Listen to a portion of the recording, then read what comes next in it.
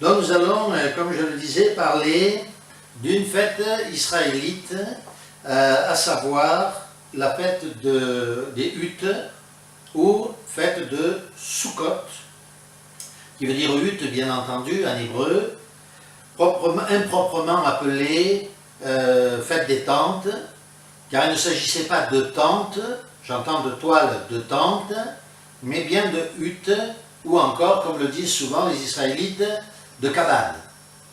En fait, c'était des cabanes ou des huttes qui étaient faites en branchage, et il ne devait pas y avoir de toit. Ou s'il y avait un toit, en tout cas, on devait voir les étoiles à travers ce toit. On devait être en connexion totale avec la nature. Il fallait absolument que les étoiles soient visibles. Et donc, ça ne pouvait pas être des tentes. Cette fête nous rappelle un point qui est important, à savoir que l'année juive se divise en deux parties antithétiques, c'est-à-dire opposées. La première partie qui part du 1er avril, pour synthétiser, c'est-à-dire le 1er Nisan, et la deuxième partie qui part du 1er septembre, Tishri. La première partie constitue l'année civile, la deuxième partie, c'est-à-dire à partir de septembre, correspond à l'année spirituelle. Et c'est ainsi qu'était faite l'année juive, donc deux parties opposées, un peu comme si on pliait une feuille de papier, une tâche, et qu'on la plie au milieu de la tâche, et que cette tâche se divise de parties absolument identiques de chaque côté, mais opposées. Eh bien, c'est exactement comme cela que se déroule l'année juive, deux parties opposées.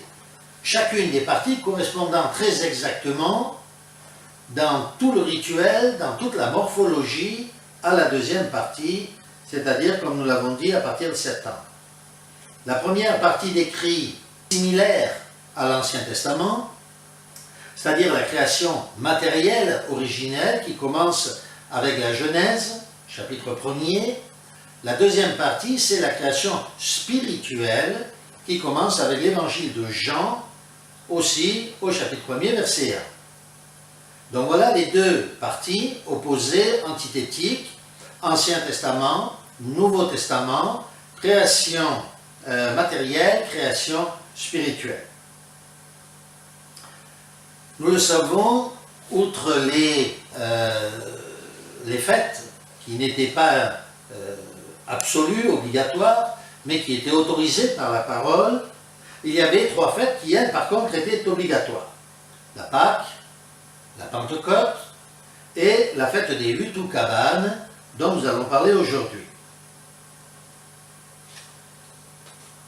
Cette fête des cabanes clôturait cette série des solennités obligatoires et se célébrait donc le 7e mois, c'est-à-dire donc le premier mois de l'année spirituelle.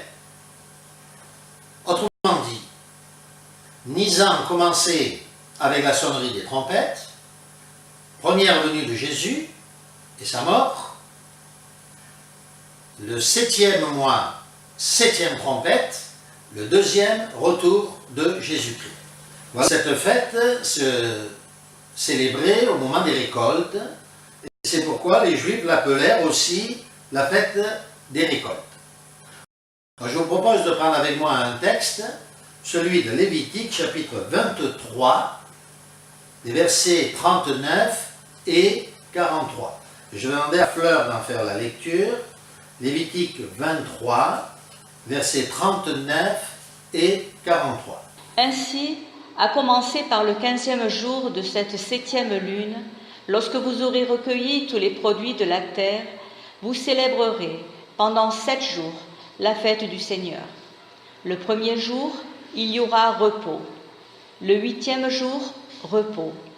Afin que vos descendants sachent que j'ai fait demeurer sous des tentes les fils d'Israël, lorsque je les ai tirés de la terre d'Égypte.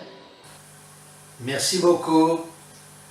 Ces passages nous rappellent la raison d'être de cette fête, la réjouissance, bien sûr, et le fait qu'elle était célébrée immédiatement après les récoltes, ce qui fait qu'elle a été appelée la fête des récoltes. Et, bien sûr, ce passage nous rappelle aussi que c'était un moment de réjouissance. La fête du Seigneur n'était pas des moments difficiles, laborieux, obligatoires, oui, ils étaient obligatoires, mais ce qui était obligatoire, c'était cette réjouissance et ce bonheur qui émanait des fêtes.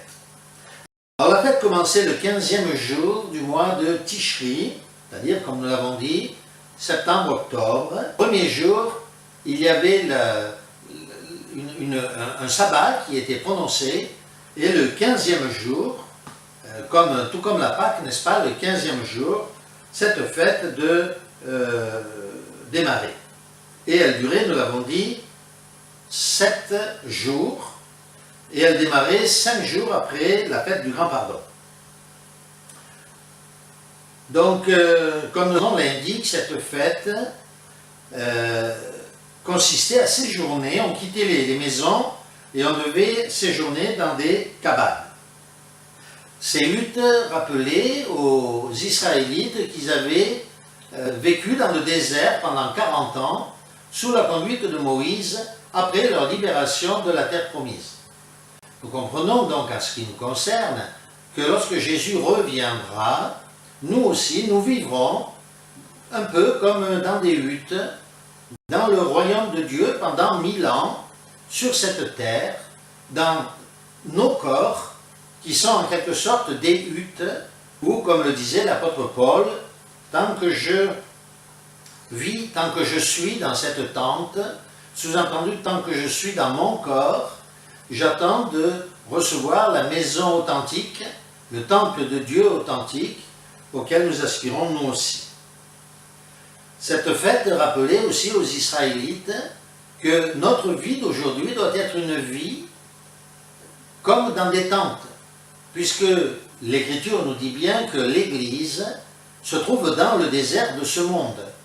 C'est dans le désert de ce monde que le grand serpent veut attaquer l'Église pour la détruire. Et donc, nous devons vivre dans ce monde comme si nous étions dans des cabanes et garder les yeux fixés sur le ciel, sur les étoiles, c'est-à-dire les saints du Seigneur. Garder ce regard spirituel sur ceux qui sont des serviteurs de Dieu, du passé et du présent, comme le dit d'ailleurs l'apôtre Paul, de contempler ces serviteurs de Dieu, une si grande nuée, nous dit le livre des Hébreux. Donc lorsque le peuple se montrait fidèle à son Créateur, cette fête amenait un sentiment de joie, de profonde paix pour l'ensemble de la nation. Et ce sentiment apparaît dans toute sa plénitude dans le livre de Néhémie, où lors de la reconstruction du temple, alors qu'il venait d'être libéré de Babylone, les Juifs construisent des cabanes, des huttes, sur tout le territoire de Jérusalem, dans la ville, dans le temple, sur les places publiques, dans les maisons, sur les terrasses. On se réjouissait de la reconstruction du temple du Seigneur. Alors nous allons examiner maintenant quelques points de cette fête, qui est une fête, mais qui est aussi une parabole. C'est-à-dire, c'est une image des choses plus grandes que nous ne comprendrions pas si cette fête n'avait pas été là pour nous montrer le patron, le modèle. Alors nous devons bien sûr à la fois regarder le modèle et essayer de comprendre le sens spirituel qui se cache derrière ce modèle. Donc nous venons déjà de parler de quelques images, les cabanes qui représentent notre corps, les étoiles qui représentent les saints, le fait qu'il n'y avait pas de toit, ce qui nous permet d'avoir les yeux constamment fixés sur le ciel, notre destination finale, mais il y avait aussi, durant cette fête, on plaçait un immense chandelier qui était vu, ou un candélabre, qui était vu de toute la ville. De toute la ville, on envoyait la lumière.